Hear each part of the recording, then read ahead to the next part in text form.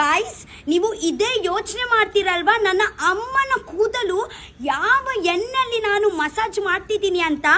ನಾನು ಎಂತ ಎಣ್ಣೆಯಲ್ಲಿ ಮಸಾಜ್ ಮಾಡ್ತಿದ್ದೀನಿ ಅಲ್ವಾ, ಇದೇ ಎಂತ ಸಾಧಾರಣ ಎಣ್ಣೆ ಅಲ್ಲ.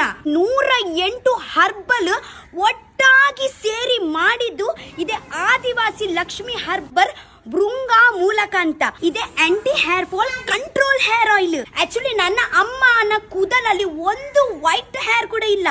ಯಾಕೆಂದ್ರೆ ರೀಸನ್ ಅದೇ ಬಾಟ್ಲಿ, ಗೊತ್ತಾಯ್ತಾ? ನೋಡಿ ಎಷ್ಟು ಬ್ಲ್ಯಾಕ್ ಎಷ್ಟು ದಪ್ಪ ಕೂದಲು ಉಂಟಂತ.